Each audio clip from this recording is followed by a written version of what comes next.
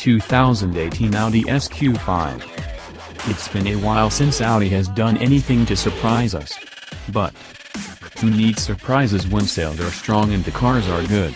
Audi has been on a roll for years now in the States, and the popular Q5 crossover has been a big part of that success. The first generation Q5 had its second best sales year ever in 2016, a full 8 years after its debut. It's no wonder, then, that the new Q5 and its performance-oriented sibling, the SQ5, aren't making any sort of philosophical shift for their second generation. Rather than truly redesigning its cars, Audi recently has been refining familiar formulas with a methodical, almost scientific approach to eliminating imperfections and fixing shortcomings. The result is that the new SQ5 is much like the old SQ5, except that it's better in nearly every way, at least objectively. Audi's long list of claimed improvements runs the gamut from better fuel economy to a broader torque curve to increased cargo space and more technology features.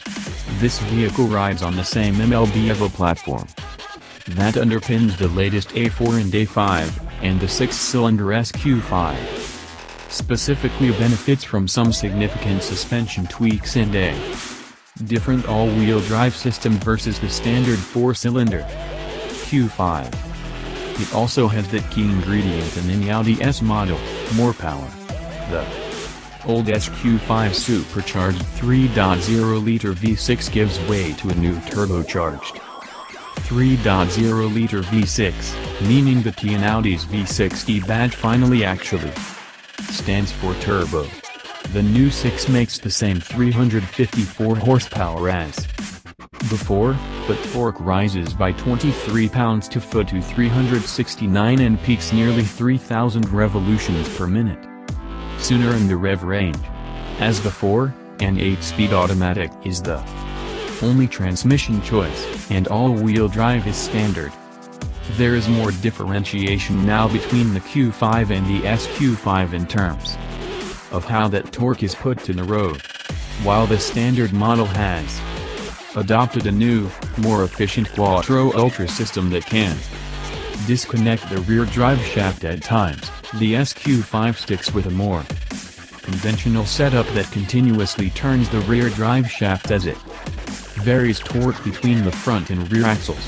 To go along with the SQ5's performance-oriented mission, its Quattro system has a rear bias. It defaults to a 40-60 front-to-rear split and can route as much as 85% of the torque to the rear wheels.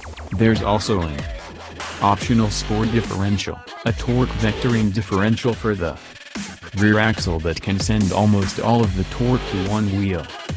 The Sport Differential is part of a $3,000 S Sport package, which also includes air springs that bring roughly 4 inches of height adjustability to the SQ5, the adaptive dampers that we liked so much in our first drive of the Q5 are standard on the SQ5, as are summer tires on 20-inch wheels, with 21s optional for $1,000 extra.